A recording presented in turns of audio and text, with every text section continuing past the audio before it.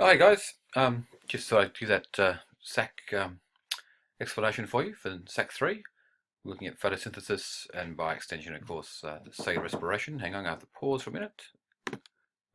Hello, if I can find the pause button. Photosynthesis, sorry, I got that, had to put that in. So we're going to look at some spinach leaves and we're going to punch holes in them. Now this experiment is an adaptation of my own from a version from GTAC and a version from a company called Quats, Q-A-T-S. So it's not my own. I've just taken bits and pieces of their two experiments and put them together. So I thought I should put that disclaimer in case I'm worried about copyright. Essentially, we're looking at leaves as a source of photosynthesis, obviously. And we're going to try and, I'm going to try and get this thing to respond. Try and take our leaves and remove the air from them. So there's a lovely little leaf diagram there from the Quats version. Of course, you've met stomata last year. You can see the stomata at the bottom of the diagram there, which allow for gas exchange. And the leaf fills with gases in that spongy mesophyll, air spaces and spaces between cells. Most of the photosynthetic material, however, is in the palisade because that's exposed to the light more. Particularly, most leaves, of course, put one surface out to the light. And of course, we've got xylem and phloem in place in there, all sorts of other stuff that we don't have to worry too much about.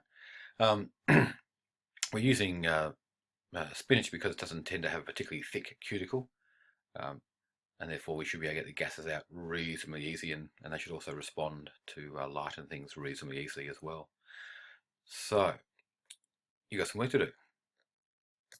You're going to have to prepare a hypothesis, of course, and we are looking at studying the conditions under which photosynthesis occurs. So obviously you're going to talk a lot about photosynthesis, light dependent, light independent. May want to do a little research into spinach as a plant. Is it a standard plant or is it operating under different photosynthetic conditions? Is it CAM4 or something? Probably not, but worth going over that just to reinforce that in your background. And then of course an aim for your hypothesis. That'll be something like to test the conditions under which photosynthesis occurs best or something. That sort of idea. You need to write your hypothesis first before you write that. And then we've got two sections. And the first section is essentially a proof of concept that we can in fact make this work. So in this part you need to cut out 20 miniature discs using a hole punch from your spinach leaves. You want them to be the same size, so obviously that should be okay. Try and keep away from the xylem and phloem areas and try not to damage them at all. So some get damaged when you're doing it, so chuck those away. Get yourself a good 20 nice ones.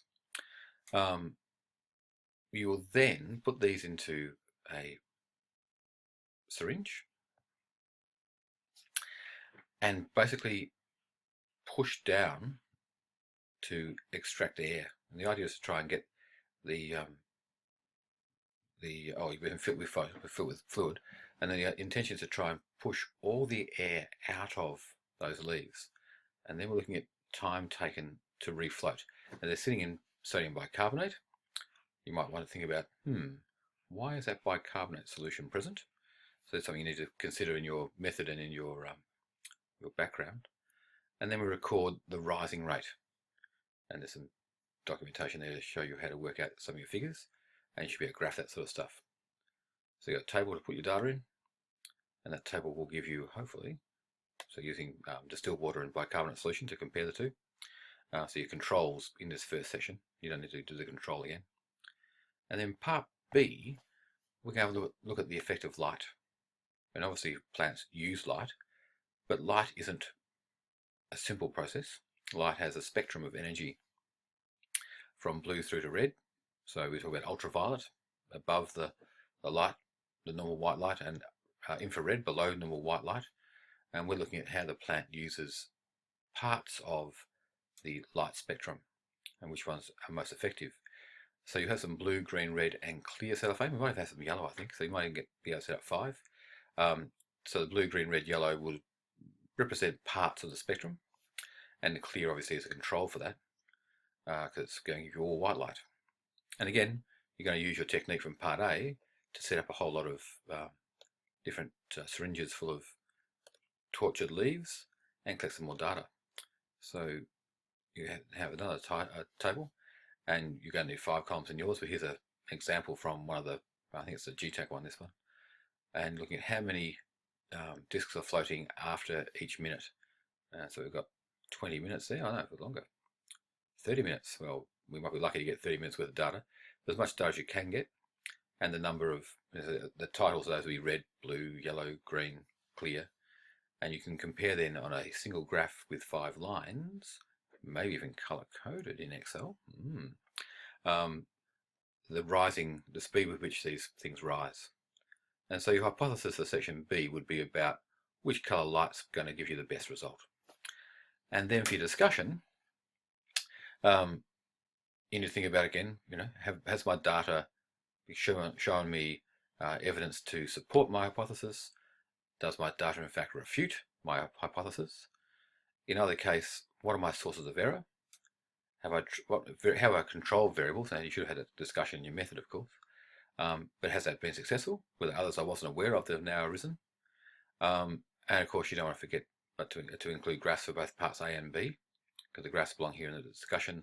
And the graphs are really those snapshots, those pictures of your data. And you should be talking to those graphs, writing about the graphs. What are they showing you? It's a reasonably straightforward activity, so hopefully this all works and is successful. It might take us 2 periods to run it, so I'm looking at this for Wednesday and Thursday when we return from camp. So everyone enjoy your camps. For those in Year 12, your last Woodleigh camp. Wow. I hope you've chosen well and have a fantastic time. For those in Year 11, enjoy camp anyway, but you've got a couple more to go yet. And I'll see you after camp. Cheers.